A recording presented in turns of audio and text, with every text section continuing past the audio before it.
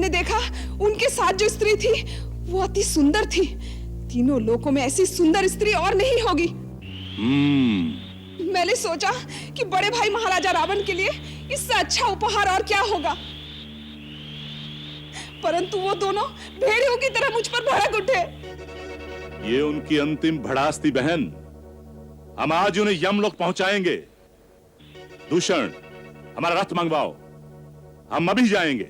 14 राक्षस बाण एक मारन हारा एक, देख राम को खलन के गए बल बुद्धि विवेक।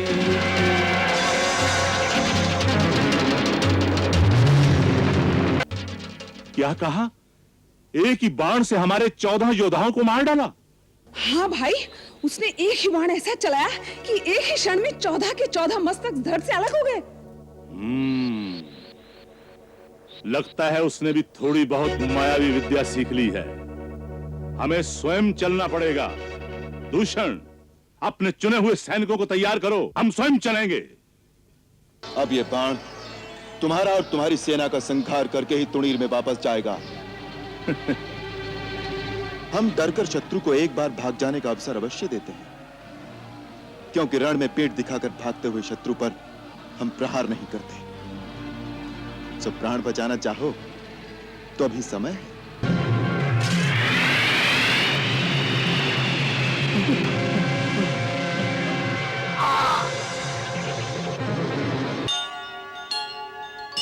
दुहाई है, राजा खर की दुहाई है। तुम्हारे राज्य में एक अबला के साथ अत्याचार किया गया है। ये क्या? ऐसा घोर कर्म, ऐसा अत्याचार किसने किया है? इस दंडक वन में किसका साहस है कि हमारी बहन का अपमान करे? वो जो भी है, देव या असुर, उसने तुम पर हाथ उठाकर अपनी मृत्यु को ललकारा है। उस अभागे का नाम बताओ बहन। राम और लक्ष्मण। राम और लक्ष्मण? हाँ, राम और लक्ष्मण दोनों भाई अयोध्या के राजा दशरथ के पुत्र हैं, जो मुनि वेशधारे एक सुंदर स्त्री के साथ गोदावरी नदी के किनारे बसने आए हैं, जिन्होंने मुझे अकेली देखकर मेरे साथ ये दुर्व्यवहार किया है। यदि तुम मेरे सच्चे भाई हो तो मेरे अपमान का उनसे बदला लो। मेरे इस घाव को उन दोनों के रक्त से धोया जाए, तभी मेरे मन को शांति मिलेगी। दो मानव कुमारों का यह साहस, धरती पर रेंगने वाले मनुष्य होकर एक राक्षस कन्या पर हाथ उठाने की धृष्टता। महाभट दूषण, दंडकारण्य का गुप्त समाचार रखने वाले और वीर अकंपन, वो कौन है जिन्हें महाबली वीर घर का डर नहीं? राजन, हो न हो ये वही अयोध्या के 2 राजकुमार होंगे जो देश निकाला पाकर वनों में दर-दर भटकते फिर रहे हैं। दंडकारण्य के भीतरी भागों से यदा कदा समाचार आते रहे हैं कि 2 क्षत्रिय कुमार तपोवन के ऋषियों की रक्षा कर रहे हैं। जो राक्षस उधर आता है वो उसे मार डालते हैं। सुना है उनके कारण राक्षसों ने तपोवन में ऋषियों का शिकार करना छोड़ दिया है। हमें पहले सूचना क्यों नहीं दी गई? ये सब कुछ हमारे राक्षस राज्य की सीमा के बाहर हो रहा था, इसलिए हमने आर्य ऋषियों की सीमा में जाना उचित नहीं समझा। सुना है बड़े अद्भुत वीर हैं दोनों। कुछ वर्ष पहले विराट राक्षस का जो वध हुआ था वो उन्होंने ही किया था। महाबली विराट को मार डाला? बड़े आश्चर्य की बात है। इसीलिए उनकी उद्दंडता बढ़ गई और वो जनास्थान की सीमा पर आकर बस गए। अर्थात हमें चुनौती दे रहे हैं, इसीलिए उन्होंने हमारी बहन का अपमान किया है। उन्हें हमारा भी भय नहीं? नहीं भैया, मैंने कितना कहा कि मैं राजा खर की बहन हूँ, लेकिन उन्होंने मेरी एक नहीं सुनी और आप तो परिहास किया भैया। परंतु तुम वहां करने क्या गई थी? मैंने देखा उनके साथ जो स्त्री थी वो अति सुंदर थी। तीनों लोकों में ऐसी सुंदर स्त्री और नहीं होगी। मैंने सोचा कि बड़े भाई महाराजा रावण के लिए इससे अच्छा उपहार और क्या होगा, परंतु वो दोनों भेड़ियों की तरह मुझ पर भड़क उठे। ये उनकी अंतिम भड़ास थी बहन। हम आज उन्हें यमलोक पहुंचाएंगे। दूषण, हमारा रथ मंगवाओ, हम अभी जाएंगे। महाराज, केवल 2 मनुष्यों को मारने के लिए आप स्वयं जाएंगे? तो ऐसा लगेगा जैसे कोई हाथी एक चूंटी मारने जा रहा है। मैं आज ही अपने 14 राक्षसों को भेजकर उन्हें मारकर आपके दरबार में उपस्थित करता हूं। अच्छी बात है कालभट्ट, अपने उन 14 सैनिकों से कहो कि वो पंचवटी की उस कुटिया का तिनका बिखेर दें। उन दोनों को जीवित या मृत किसी भी अवस्था में लाकर शूर्पणखा बहन के चरणों में डाल दें और उनकी सुंदर स्त्री को हमारे सामने उपस्थित करें। शूर्पणखा, तुम जाकर इन सब को पता बताओ। जाओ जाओ।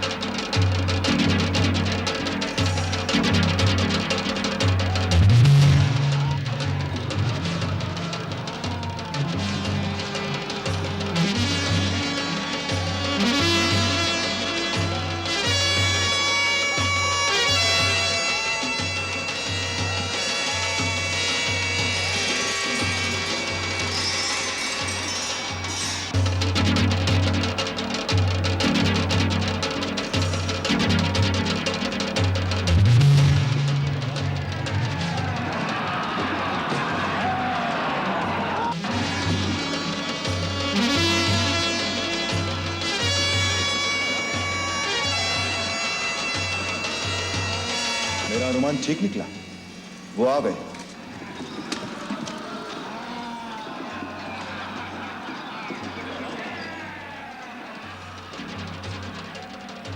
जनस्थान के राजा श्रीमान खर ने तुम्हें दंड देने के लिए हमें भेजा है और ये आज्ञा दी है कि जो सुंदर स्त्री तुम्हारे साथ आई है उसे उनकी सेवा में उपस्थित किया जाए। जी।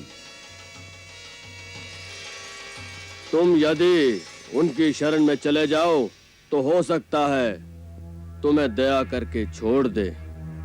अति उत्तम।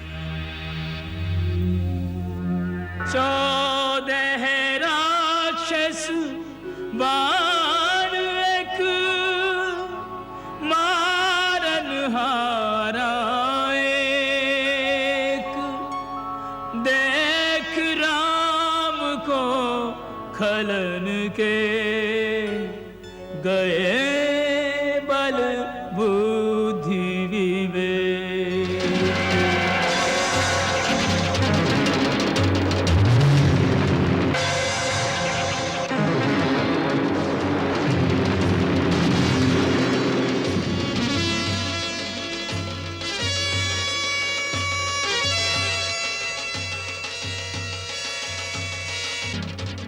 क्या कहा? एक ही बाण से हमारे 14 योद्धाओं को मार डाला? हाँ भाई, उसने एक ही बाण ऐसा चलाया कि एक ही क्षण में 14 के 14 मस्तक धड़ से अलग हो गए।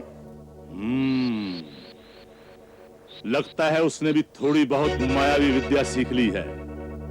हमें स्वयं चलना पड़ेगा। दूषण, अपने चुने हुए सैनिकों को तैयार करो, हम स्वयं चलेंगे।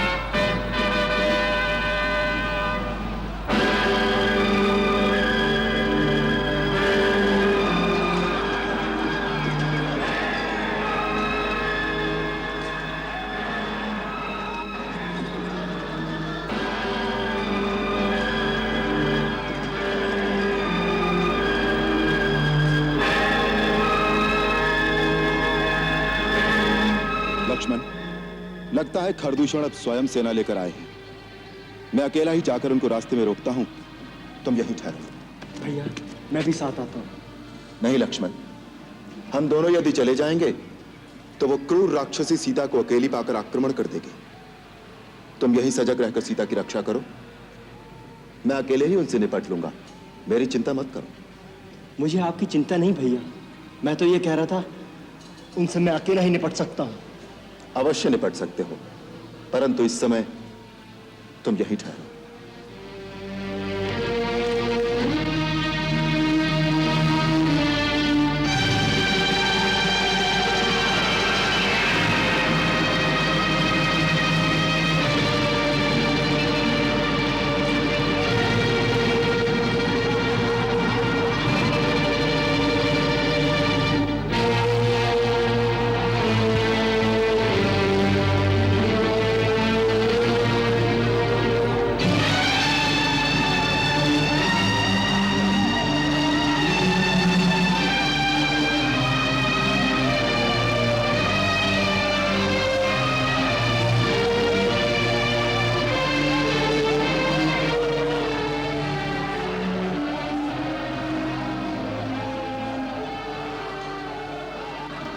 वो दंड मानव, तुम एक तुच्छ मनुष्य होकर हमारे राज्य की सीमा पर उत्पात मचा रहे हो।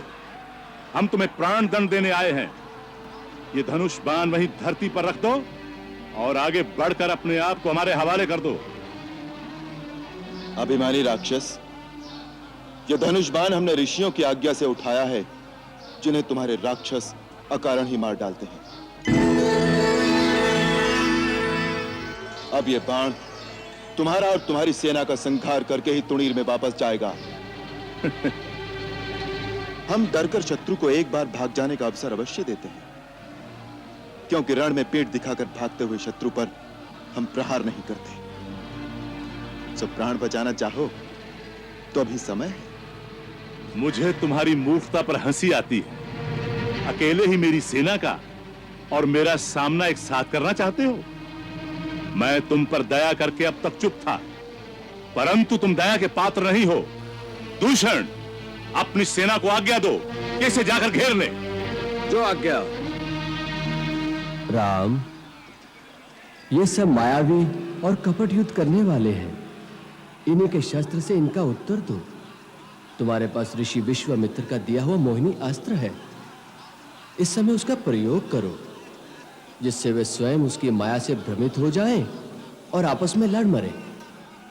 जो आज्ञा।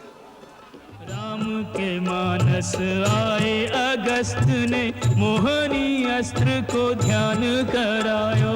मोहनी अस्त्र को ध्यान करायो। खरदूषण की सेना पे तब राम ने मोहनी अस्त्र चलायो। राम ने मोहनी अस्त्र चलायो।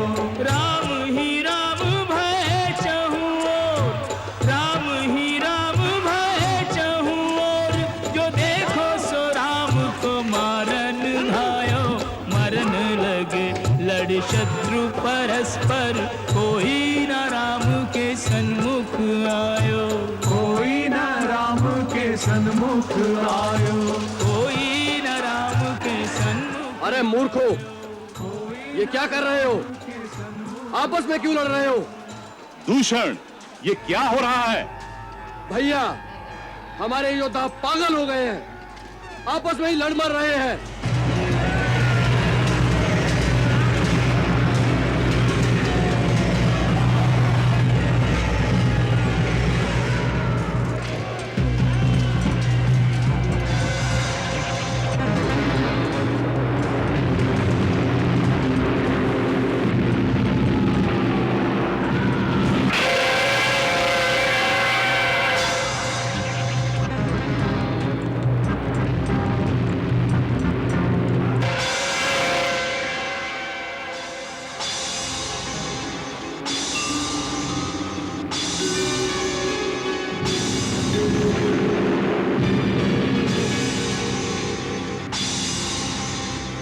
ये राम भी कोई मायावी है।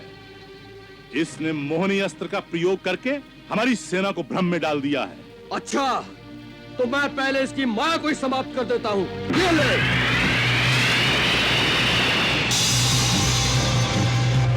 है ना?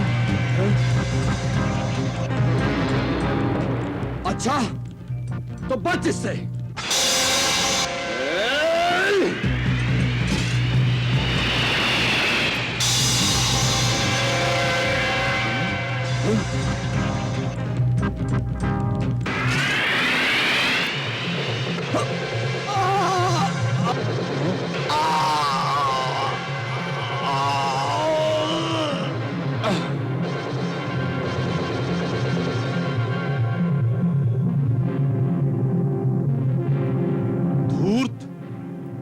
दूषण को मारकर तूने अपनी मृत्यु को पुकारा है।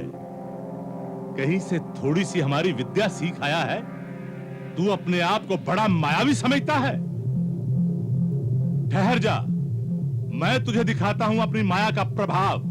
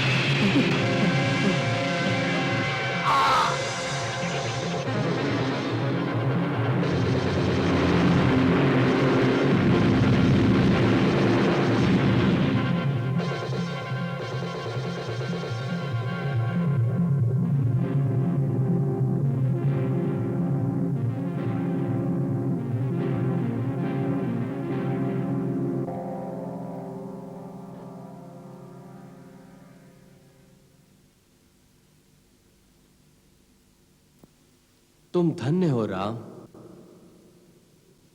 महाबली खर और दूषण को इस संसार में तुम्हारे अतिरिक्त कोई नहीं मार सकता था। तुम्हारी सदा जय हो।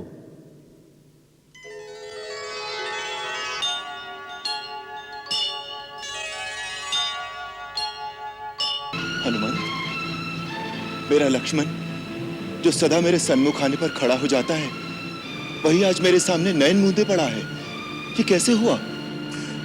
प्रभु, धरणीधर जब धरती पर गिरे, सूर्य चंद्र की गति थम गई। परंतु क्यों? किस कारण? ब्रह्मांड में ऐसी कौन सी शक्ति है जिसने लक्ष्मण को शक्तिहीन कर दिया? वैद्यराज, वैद्यराज, क्या कुछ आशा है ना? हृदय पर गहरा घात है। श्वास नलिका भी अवरुद्ध होती जा रही है। फिर क्या होगा? कैलाश और ऋषभ पर्वत के बीच दैवी औषधियों का एक महापर्वत है। वहां 4 महाऔषधियां ऐसी मिलेंगी जिनमें एक दिव्य प्रकाश की आभा चारों दिशाओं को प्रकाशमान करती रहती है। इसी दिव्य औषधि की इस समय आवश्यकता है, परंतु लक्ष्मण के पास केवल 1 रात का समय है। इसलिए यह कार्य सूर्य उदय से पहले हो जाना चाहिए। प्रभु, प्रभात की पहली किरण से पूर्व संजीवनी लेकर यदि नहीं लौट सका, तो फिर अपना ये मुख आपको कभी नहीं दिखाऊंगा अयोध्यानाथ। युवराज इंद्रजीत की जय! युवराज इंद्रजीत की जय! युवराज इंद्रजीत की जय! युवराज इंद्रजीत की जय! युवराज इंद्रजीत की जय! युवराज इंद्रजीत की जय! युवराज इंद्रजीत की जय! युवराज इंद्रजीत की जय! युवराज इंद्रजीत की जय! युवराज इंद्रजीत की जय! युवराज इंद्रजीत की जय! युवराज इंद्रजीत की जय! युवराज इंद्रजीत की जय! युवराज इंद्रजीत की जय! सावधान अयोध्यानाथ, आज रावण कुमार पूरी शक्ति के साथ तीव्र गति से चढ़ाई करने आ रहा है। हम भी सो नहीं रहे विभीषण जी। हम भी प्रबल वेग से टक्कर लेंगे। मुझे आज्ञा दे प्रभु, मैं आगे बढ़कर अपनी सेना की व्यूह रचना का निरीक्षण करूं। आगे बढ़ो बजरंगबली। जय श्री राम।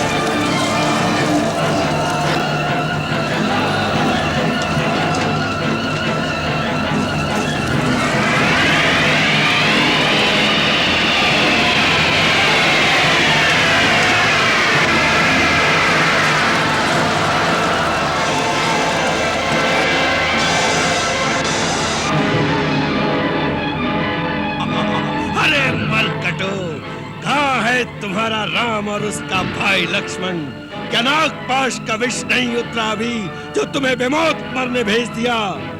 अपने बल पे इतराने वाले अंगद हनुमान कहां जाकर छुप गए? जय श्री राम। हनुमान को जब याद करोगे प्रकट हो जाएगा।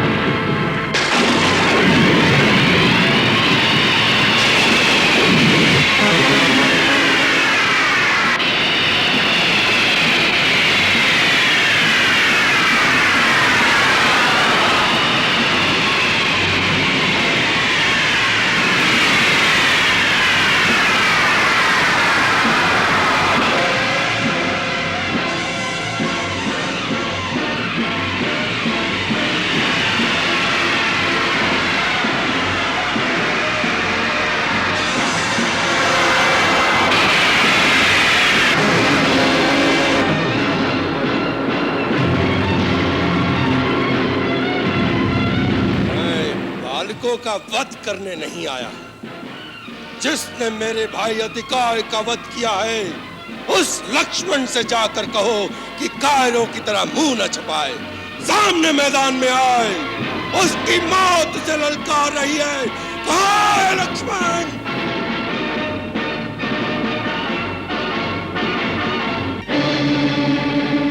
क्या बात है अंगद? क्या मेघनाद रणभूमि छोड़कर भाग गया? कल की विजय ने उसे उन्मत्त कर दिया लक्ष्मण भैया। बार बार गरज गरज कर आपको ललकार रहा है। कह रहा है कि कल के नागदंश के घाव भरे नहीं, या इंद्रजीत की मार से डरकर इंद्रजीत से सामना करने का साहस नहीं रहा। भैया आज्ञा दीजिए, मेघनाद की गर्जन समाप्त करने के लिए मेरे अस्त्र अधीर हो रहे हैं। किंतु तुम इतने अधीर न हो धीरवीर। उसका नाम मेघनाद है। गरजना तो मेघ का स्वभाव है। वीर सौमित्र, उत्तेजित होकर नहीं, एक धीर योद्धा की भांति जाओ। प्रभु, लक्ष्मण जी की सुरक्षा और सहायता के लिए कुछ योद्धा उनके साथ रहे। विभीषण जी! इन मायावियों की कपट लीला को विभीषण जी भली भांति जानते हैं। हमें उनके परामर्श की अवहेलना नहीं करनी चाहिए सौमित्र। अंगद, आज्ञा प्रभु। तुम, हनुमान, नल, नील तत्परता पूर्वक लक्ष्मण के आसपास रहना। जो आज्ञा।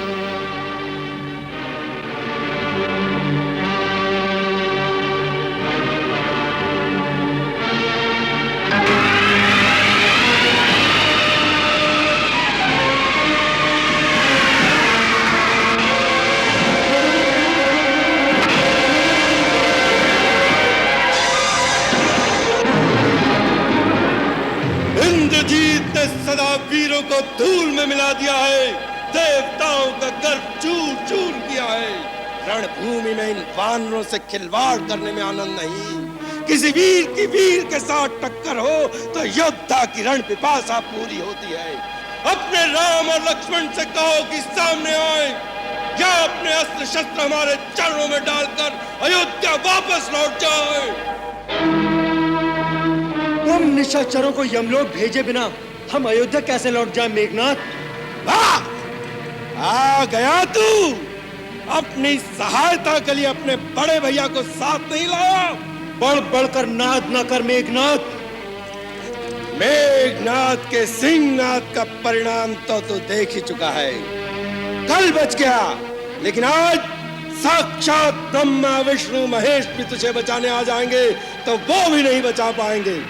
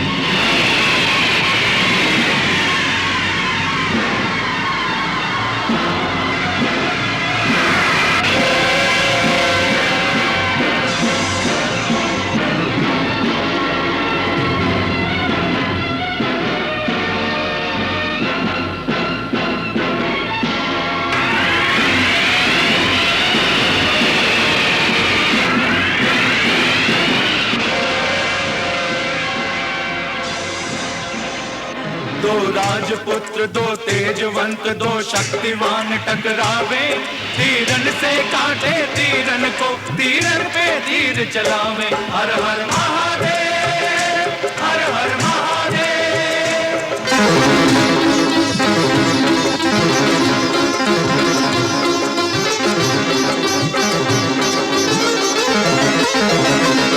पल में प्रत्यक्ष पल में अदृश्य, कभी धरती पर कभी अंबर में, कभी धरती पर कभी अंबर में। ये मायाधारी मेघनाद अति सूक्ष्म रूप धर पल भर में, सूक्ष्म रूप धर पल भर में। सौमित्र नहीं कम किसी भात रण कौशल के इस जौहर में, रण कौशल के इस जौहर में। दोनों सुवीर दोनों अजय दोनों दोनों की टक्कर में, दोनों दोनों की टक्कर में। इस महासमर को देख देख सुर नर मुनि जन अकुलावे, तीरन से काटे तीरन को तीरन पे तीर चलावे। हर हर महादेव, हर हर महादेव।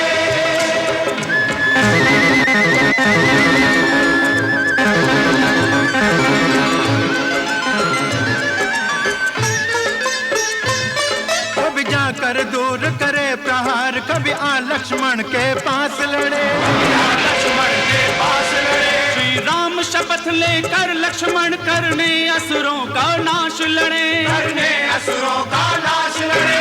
मेघनाद के माध्यम से रावण की अंतिम आस लड़े, रावण की अंतिम आस लड़े। शेषावतार धर लखन रूप इत रघुवर का विश्वास लड़े, रघुवर का विश्वास लड़े। अपने अपने वीरों की दोनों दल बिरदावली गावे, तीरन से काटे तीरन को तीरन पे तीर चलावे। हर हर महादेव, हर हर महादेव, हर हर महादेव।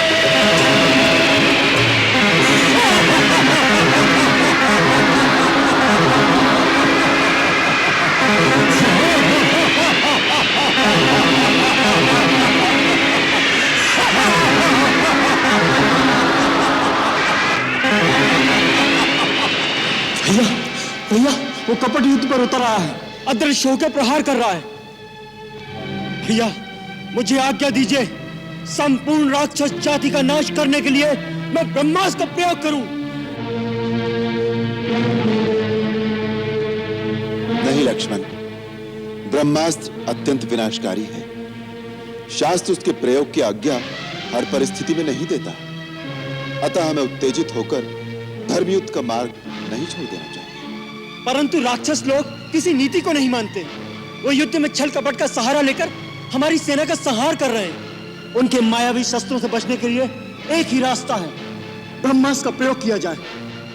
युद्ध नीति कहती है, अयुद्धमानम प्रच्छन्नम प्रांजलिम शरणागतम पलायमानम मत्तम वा नहंतुम त्वमी हार्हसि। अर्थात जो सन्मुख युद्ध न कर रहा हो, शरण में आ गया हो, युद्ध से भाग रहा हो अथवा पागल हो गया हो, उस पर ब्रह्मास्त्र जैसे महासंहारक अस्त्र का प्रयोग वर्जित है। परंतु नहीं लक्ष्मण, नहीं। अधर्म द्वारा प्राप्त की हुई विजय कभी कल्याणकारी नहीं होती। जो आज्ञा भैया।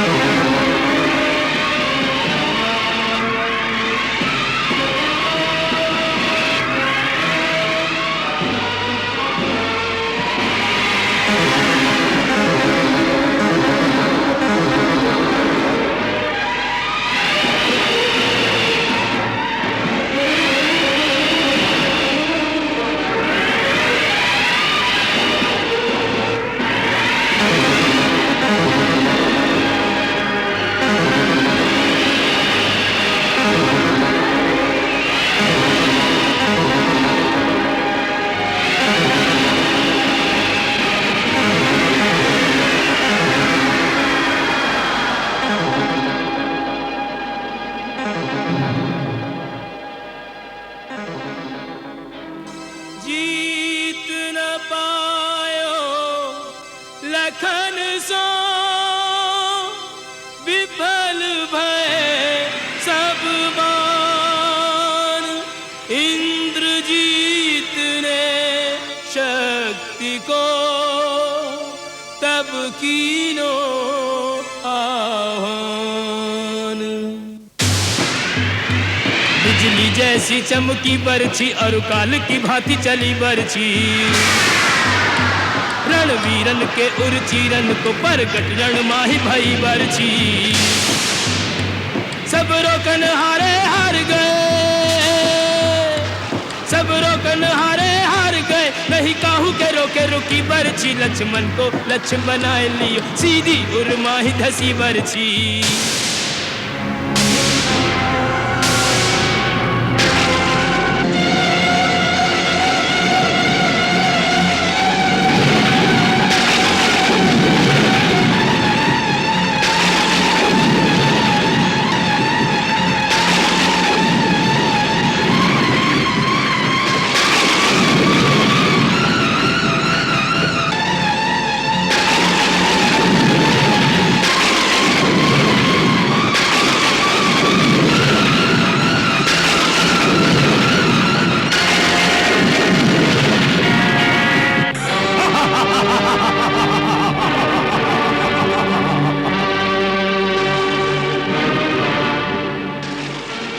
असुर योद्धाओं, उठा लो इसे, डाल दो रथ पर, ले चलो पिताश्री के सम्मुख।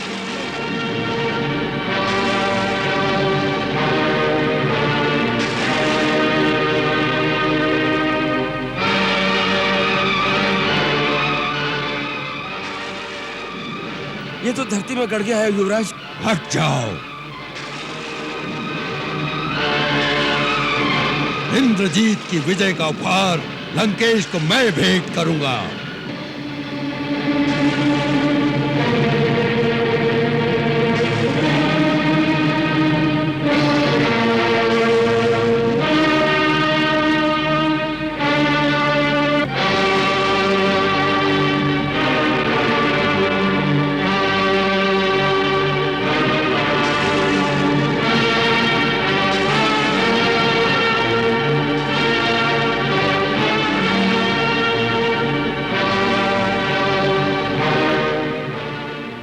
धर को हाथ लगाया तो धरती में समा जाओगे मेघनाद। ये स्वयं धरती को अपने फन पे धारण करने वाले हैं, तुम जैसे पापी के हाथों नहीं उठ सकते।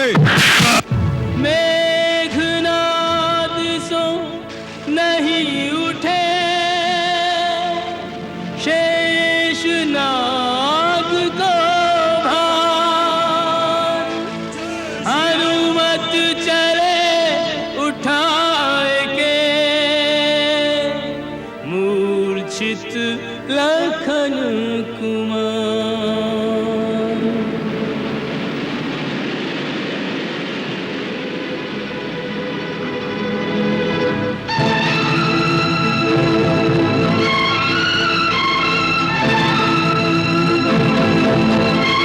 हनुमान जी, हनुमान जी, ये क्या हो गया है?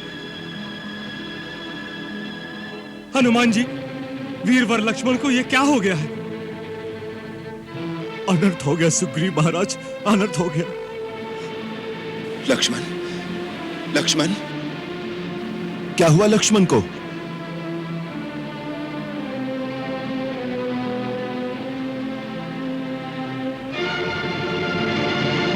लक्ष्मण, लक्ष्मण, वीरवर,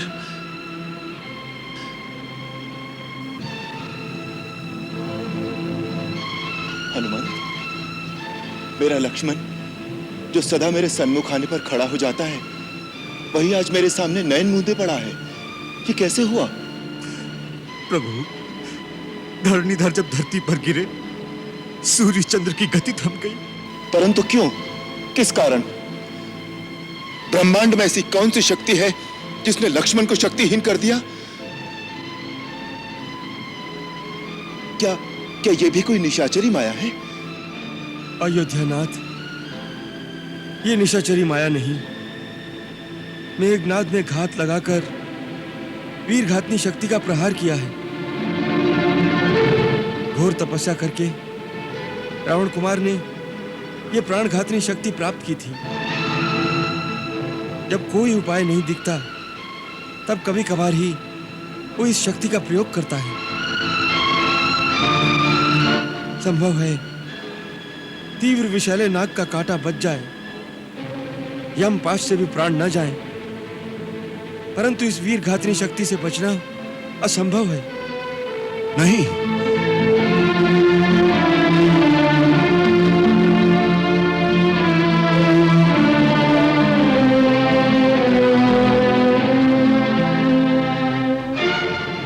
नहीं लक्ष्मण, नहीं लक्ष्मण, नहीं। भैया, मेरे भैया, तुम इसलिए तो मेरे साथ वन में नहीं आए थे। यदि ऐसा हुआ तो अनर्थ हो जाएगा कि धरती फट जाएगी और राम उसमें समा जाएगा।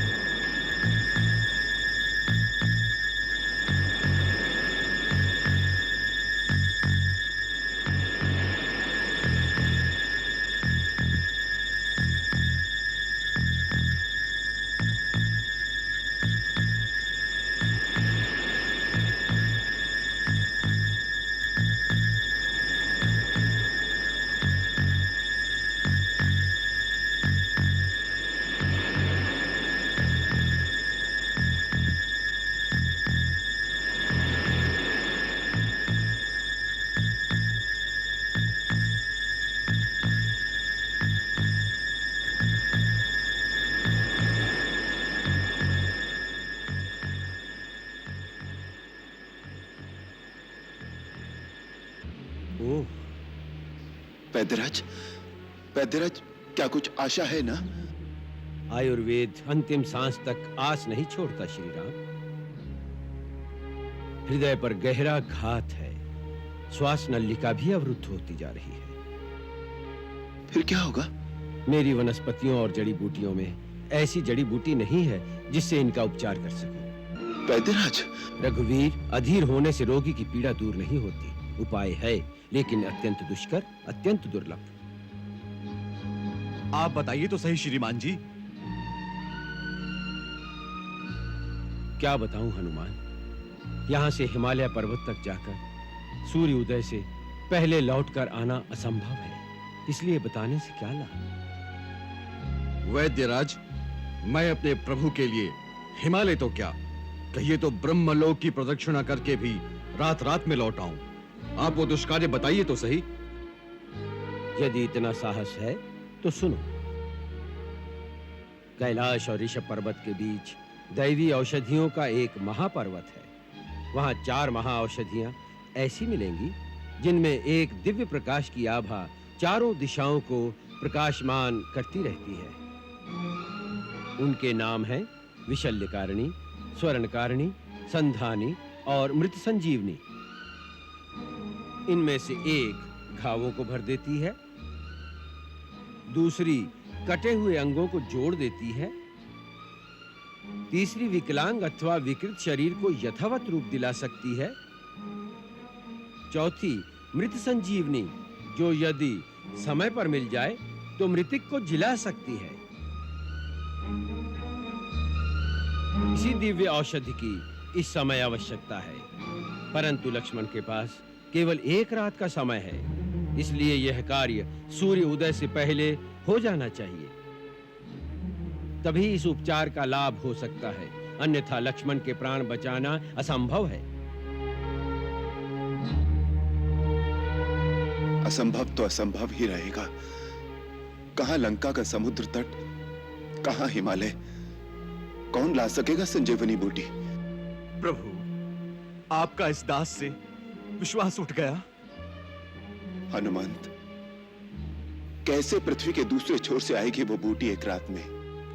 प्रभु, कर्मवीर सोचते नहीं, केवल कर्मरत हो जाते हैं। आप आज्ञा तो दें।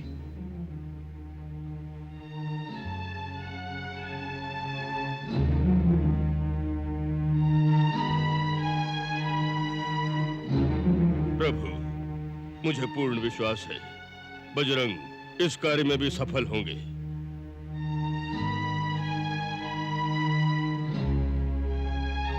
प्रभु, प्रभात की पहली किरण से पूर्व संजीवनी लेकर यदि नहीं लौट सका तो फिर अपना ये मुख आपको कभी नहीं दिखाऊंगा अयोध्यानाथ।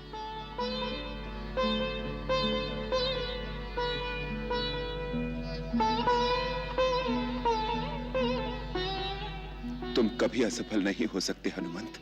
जय श्री राम। वैद्यराज, उस बूटी की पहचान तो आपने बताई नहीं। उनकी सबसे बड़ी पहचान है उनका प्रकाशमान होना। एक दिव्य ज्योति उनमें जलती रहती है। यह दिव्य औषधियां समुद्र मंथन के समय सागर से प्रकट हुई थी। उनकी शक्तियों को जानकर देवताओं ने उन्हें हिमालय में गोपनीय रखा है और स्वयं उनकी रक्षा करते हैं। उनकी आज्ञा के बिना ये औषधियां तुम्हें नहीं मिलेंगी। तुम्हारे जाते ही लोप हो जाएंगी। इसलिए उनके संरक्षक देवताओं से प्रार्थना करना। वो तुम्हारा हेतु धर्ममय है, ये जानकर तुम्हें अवश्य अनुमति देंगे। जो आज्ञा।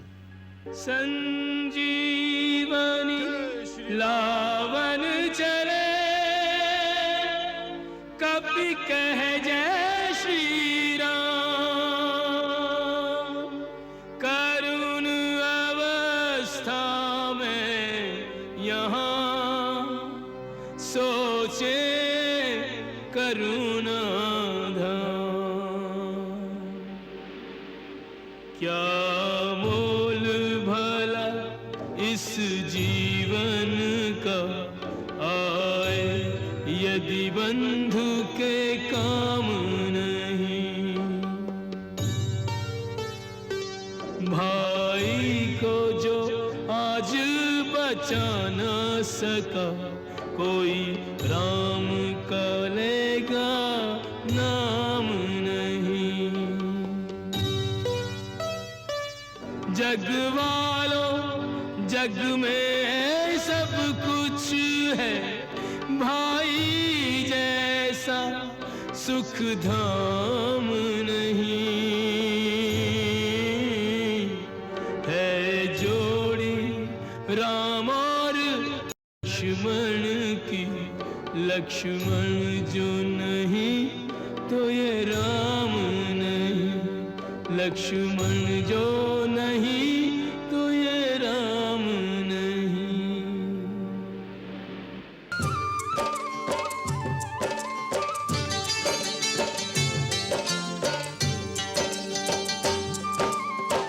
लेकर अपने प्रभु का नाम, श्री हनुमान चले अविराम। श्री हनुमान चले अविराम। सुर नर मुनि सब भय सुखारे, सुफल मनोरथ होए तिहारे। सुफल मनोरथ होए तिहारे।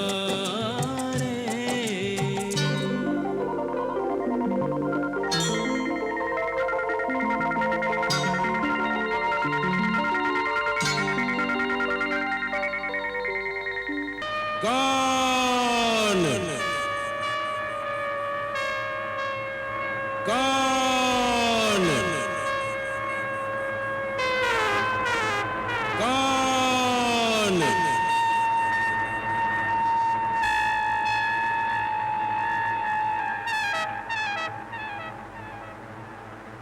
हे दिव्य औषधियों के संरक्षक देवताओं, मैं केसरी नंदन वायुपुत्र हनुमान आपको प्रणाम करता हूं। देवताओं के परम मित्र प्रतापी महाराज दशरथ के पुत्र वीरवर लक्ष्मण, देवताओं के शत्रु राक्षस राजपुत्र मेघनाथ के हाथों शक्ति लगने से घायल अवस्था में मूर्छित पड़े हैं। इस समय उनके प्राण संकट में हैं। मैं श्री राम प्रभु की आज्ञा से वैदराज सुषेण के कहने से यहां आया हूं। आप मुझ पर कृपालु हो, मुझे आज्ञा दें कि मैं अपने स्वामी का कार्य सिद्ध कर सकूं।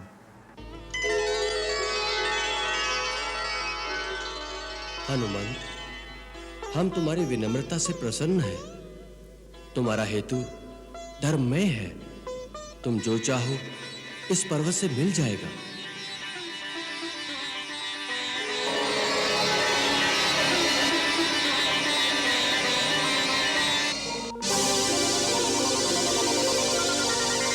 इनमें कौन सी है मृत संजीवनी? क्या पहचान है इस संजीवनी की? हनुमान, एक एक पल मूल्यवान है। व्यर्थ में समय नष्ट ना कर, उठाकर ले चल पूरा पर्वत ही। वैदराज स्वयं पहचान लेंगे संजीवनी। जय श्री राम। संजीवनी है कौन सी, कैसे हो पहचान, पर्वत ही तब हाथ में उठा लियो हनुमान।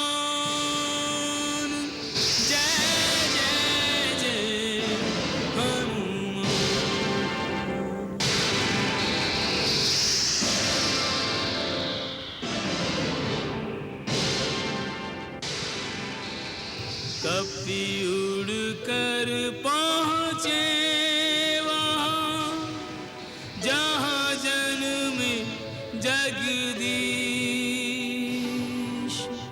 अवध पार कैसे करें बिना झुकाए शीश।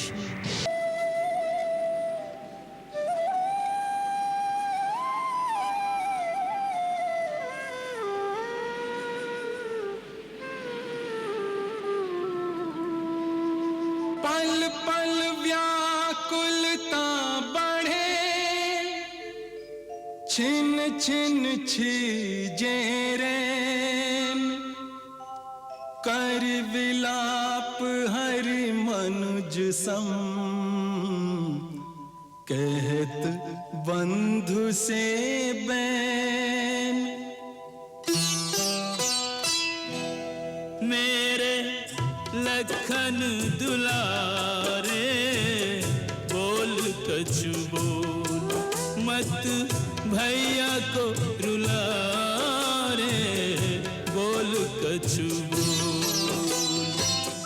भैया भैया कह के, भैया भैया कह के रस प्राणों में घोल। मेरे लखन दुलारे बोल कछु बोल।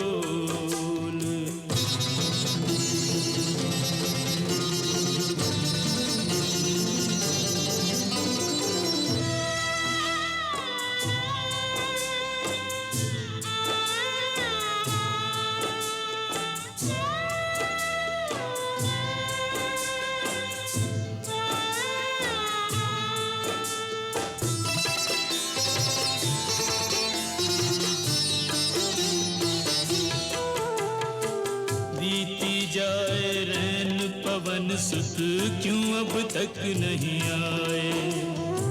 बुझता जाए आस का दीपक, मनवा धीर गंवाए। सूर्य निकल कर सूर्य वंश का सूर्य डुबो ना जाए। बिना बुलाए बोलने वाला बोले नहीं बुलाए। चुप चुप रह के, चुप चुप रह के मेरा धीरज न तोल। मेरे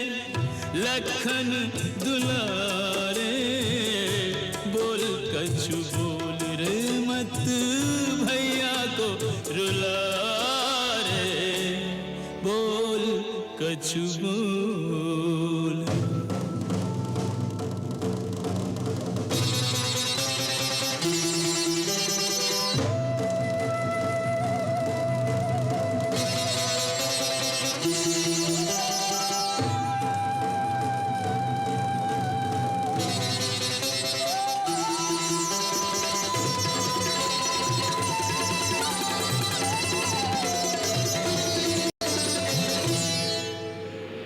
वैद्यराज, वैद्यराज, मैं बूटी ले आया।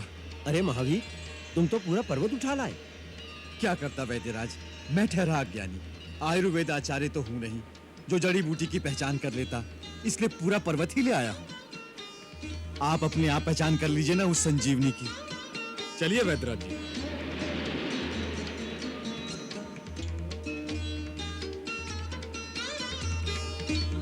क्या यही है संजीवनी? हाँ, यही है संजीवनी। ठहरो, उतावले न हो कपिराज। आरोग्यदायिनी औषधियां प्रकृति का वरदान होती हैं, इन्हें श्रद्धा भाव से ग्रहण करना चाहिए।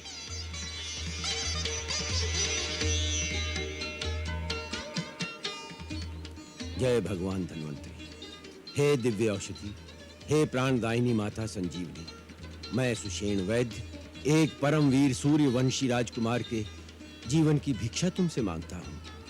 हे मंगल करनी, अपने गुणों को प्रकट करो, अपने दिव्य प्रभाव से आरोग्य शास्त्र के आयुर्वैदिक सिद्धांत को सत्य सिद्ध करो।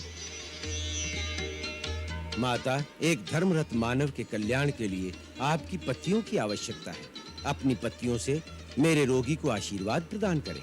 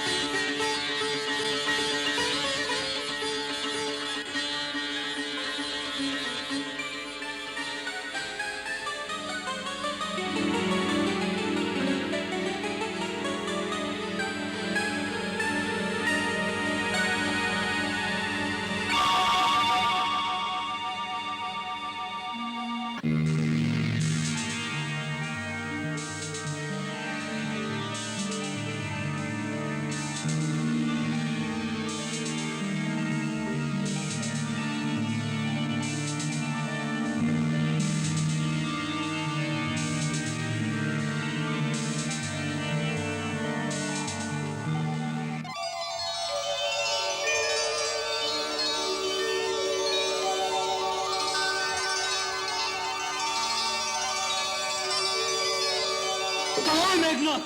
कहाँ है वो मायावी? मेरे धनुष और बाण कहाँ गए? कहाँ गए मेरे धनुष और बाण? भैया, ये है तेरा धनुष, और तू युद्ध भूमि में नहीं है। भैया, आप यहाँ? मैं यहाँ कैसे पहुंचा? धीरज रखो सौमित्र, बहुत बड़ा संकट आया था। संकट? हाँ मेरे भैया, और रघुकुल पर आए संकट का निवारण किया संकट मोचन हनुमान ने।